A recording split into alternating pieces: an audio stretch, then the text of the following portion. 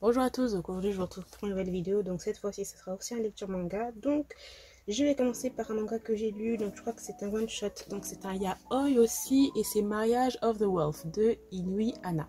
J'ai bien aimé, mais bon après voilà, les histoires de loups, de hommes animaux, bon c'est un petit peu voilà.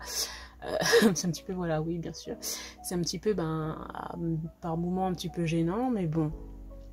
Tout simplement l'histoire de deux clans en fait. Il y a un clan qui va devoir marier un de ses fils à un clan de loups. Je crois que c'est le clan des lapins et un clan de loups, voilà. Donc c'est ces deux personnages là qui vont devoir se marier, etc. Et on va les suivre. C'était pas mal, mais après voilà, les dessins ils sont vraiment trop bizarres en fait. Enfin je sais pas. Les dessins je les ai pas trop aimés et quelques scènes un petit peu what the fuck. Donc bon voilà. Good Day de Naoko Nishi Akata, je l'ai adoré. Franchement, ça a vraiment été un petit coup de cœur ce manga-là. Ça parle de famille, de reconstruction, de décès. Et vraiment cool. Il est très bienveillant, c'est vraiment bien fait. Moi, je vous conseille, si vous voulez lire un petit yaoi, vraiment qui fait vraiment du bien, je vous conseille celui-là. C'est vraiment, les personnages sont très attachants aussi, donc vraiment cool.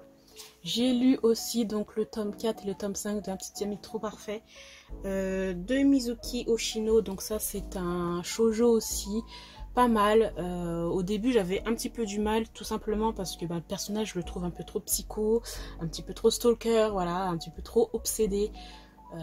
Voilà, donc il est trop jaloux aussi, donc bon, ça m'avait vraiment gêné. Enfin, et ça me gêne toujours autant. Le gars est vraiment effrayant, enfin voilà, effrayant.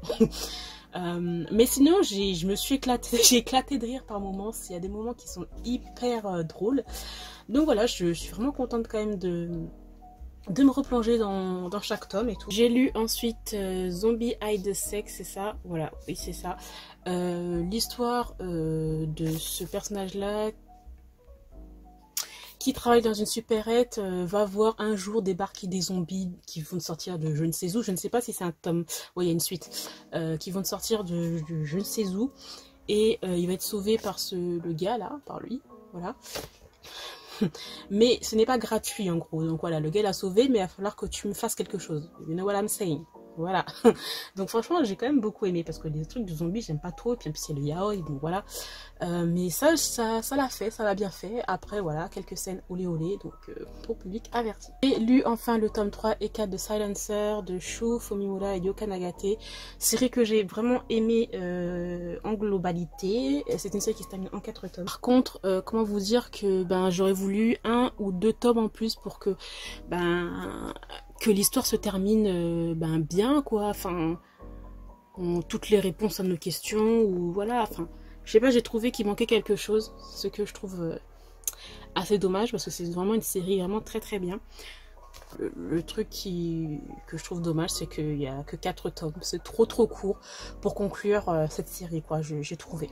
Lu ensuite J'en croque pour toi de Nanori Iraga chez Akata.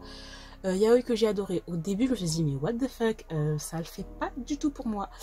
L'histoire d'un gars, comme vous pouvez le voir, il est un peu plus enrobé disons que l'autre. L'autre va flasher sur lui, l'autre il va pas croire, etc. Et ça va une romance au bureau. Et après, comment c'est so cute, trop attachant, enfin franchement trop bien. Le fait aussi que les deux personnages, à un moment donné, il y a vraiment beaucoup de communication entre eux, c'est vraiment cool. Donc j'ai lu ensuite Anna l'inaccessible de Koji Murata chez Meian. J'ai adoré, voilà, j'ai vraiment adoré l'histoire d'une jeune femme de 27 ans qui d'apparence est assez froide ou inaccessible. Elle est amoureuse d'un de ses collègues. Malheureusement, elle n'a jamais vécu en fait des histoires d'amour. Elle ne connaît pas, voilà, elle sait pas, et ça fait que ça la rend froide, et elle n'ose pas en fait aller vers le gars pour lui dire ses sentiments. Et en fin de compte, c'est réciproque, les deux s'aiment, mais c'est assez difficile pour le gars d'aller vers elle et elle d'aller vers lui. Donc voilà, franchement, j'ai adoré cette histoire. Il y a un tome, voilà. J'ai hâte de lire le deuxième tome. C'est vraiment une très bonne découverte, et c'est mon premier manga de chez Meian, donc c'est vraiment je suis vraiment trop contente de lire ce premier tome là. J'ai lu ensuite Itorijime My Hero de Memeko Hari chez Boyslot dans leur collection Anna. Celui-là, je sais pas, c'est bof, moyen, l'histoire en fait d'un professeur et de son élève. Il y a des moments où c'est hyper drôle, mais j'ai trouvé que c'était pas... Enfin, c'est hyper léger en fait, voilà, il n'y a pas vraiment d'histoire, voilà, il n'y a rien, il n'y a pas vraiment une histoire, il y a beaucoup de prétextes pour certaines scènes, vous savez, hein, voilà. Mais voilà, j'ai trouvé ça bof, assez drôle, mais l'histoire, en gros, il n'y a rien en fait, il n'y a vraiment rien. Donc bon, j'ai le tome 2 et 3 je crois dans ma palle, donc je lirai ça, et puis on verra si je continue ou pas la série. J'ai terminé pour ce petit lecture manga, j'espère que cela vous aura plu, je vous remercie de l'avoir regardé jusqu'au bout, et moi je vous retrouve très bientôt, bye.